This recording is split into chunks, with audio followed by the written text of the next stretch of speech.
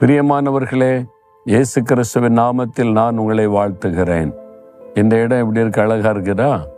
Japan தேசத்தில், அதனுடைய தலைநகரில் டோக்கியோ பட்டணத்தில் இது ஒரு அழகான இடம். பின்னால் பெரிய பெரிய பில்டிங் எல்லாம் பார்க்குறீங்கல்ல, அதெல்லாம் குடியிருப்புகள். ஆட்கள் அங்கே குடியிருக்கிறாங்க. உயரமான பெரிய பெரிய கட்டடம். இந்த இடத்துல ஒரு ஆறு ஒன்று ஓடுகிறது. பார்க்கவே மன ரம்யமாக இருக்கிறது. அழகான இந்த இடத்துல உங்களோடு பேசுவது எனக்கு அதிக சந்தோஷம். சரி, ஆண்டவர் இன்றைக்கு எனக்கு என்ன வார்த்தை வைத்திருக்கிறார் என்று அறிந்து கொள்ள ஆவலா இருக்கிறீங்களா? வேத புஸ்தகத்தில் எரேமியா 18ஆம் அதிகாரம் 6வது வசனம், களிமண் குயவன் கையில் இருக்கிறது போல நீங்கள் என் கையில் இருக்கிறீர்கள் என்று கர்த்தர் சொல்லுகிறார். ஆண்டவர் ஒரு காரியம் சொல்றார், என் மகனே மகளே, களிமண் கொய்யவன் கையில் இருக்கிற மாதிரி நீங்கள் என் கையில் இருக்கிறீங்க அப்படின்னு சொல்றார்.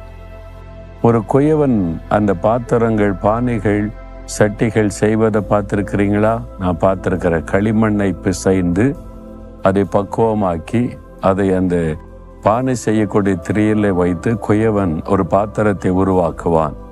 நல்லா செய்து கொண்டே வரும் பொழுது திடீரென்று அது கெட்டுவிடும். அதாவது அந்த சரியாக பானையாக அமையாதபடி, அவன் விரும்புகிற பாத்திரமாய் அமையாதபடி கெட்டுவிடும். உடனே இந்த களிமண் சரியில்லைன்னு சொல்லி கொய்வன் தூக்கி எறிந்து விட மாட்டான். அந்த மண்ணை அப்படியே எடுத்து மறுபடியும் பிசைந்து மறுபடியும் ஒரு புதிய பாத்திரமாக வனைவான். இதைத்தான் ஆண்டவர் சொல்லுகிறார், என் பிள்ளைகளே, ஒரு கொய்யவன் கையில் இருக்கிற களிமண்ணை போல என் கையில நீங்கள் இருக்கிறீங்க அப்படின்னு சொல்றார். அப்ப என்ன சொல்லுகிறார்? நீங்க உங்களுடைய வாழ்க்கையில ஏதோ ஒரு காரியத்தை தேவன் உங்களை கொண்டு செய்ய விரும்பினார், செய்ய முற்பட்டார். நீங்க சரியா அர்ப்பணித்து கொள்ளாததுனால அல்ல தோல்விகள், அதுல ஏமாற்றங்கள், அது பாதியிலே நின்று விட்டது, அது முற்று பெறவில்லை. வியாபாரம் பாதியில நிற்குது, வேலைக்கு முயற்சி பாதியில நிற்குது, நான் செய்ய நினைக்கிற காரியெல்லாம் ஒரு பாதியில நிற்கிறது, ஊழிய காரியம் முற்று பெறல பாதியில நிற்குது, அடுத்து என்ன பண்ணுன்னு தெரியலன்னு கலங்குறீங்களா? இனி அவ்வளவுதான் அப்படின்னு முடிவுக்கு வந்துட்டீங்களா? இல்லை, தேவன் ஒரு புதிய திட்டம் வைத்திருக்கிறார். அவர் கையில களிமண்ணாக உங்களை ஒப்பு கொடுத்துட்டா அவருக்கு பிரியமான ஒரு புதிய பாத்திரமாக வணைந்து உங்களை பயன்படுத்துவார். கொய்யவன் கையில ஒரு களிமண் கெட்டு போன உடனே முடிந்து விட்டது என்பது அல்ல, அவனுடைய கை திறமையினால் அது இன்னொரு பாத்திரமாய் உருவாக்குவான். நம்மை சிருஷ்டித்த தேவன் நம்மை புதிய பாத்திரமாய் உருவாக்க வல்லமை உள்ளவர்.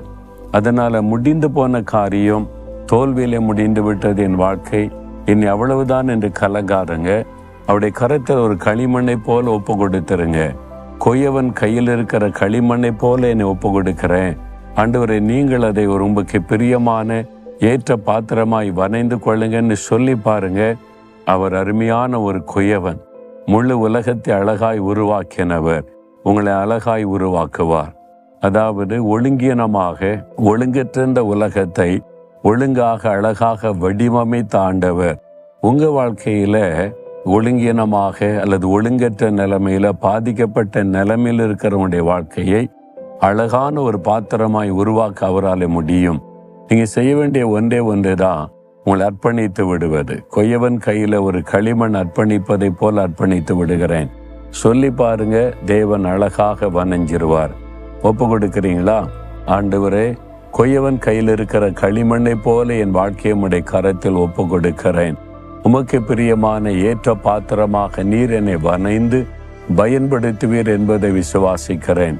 ஒரு புதிய பாத்திரமாக வணைய என்னை அர்ப்பணித்துக் கொள்கிறேன். இயேசுவின் நாமத்தில் ஜெபிக்கிறேன். ஆமேன், ஆமேன்.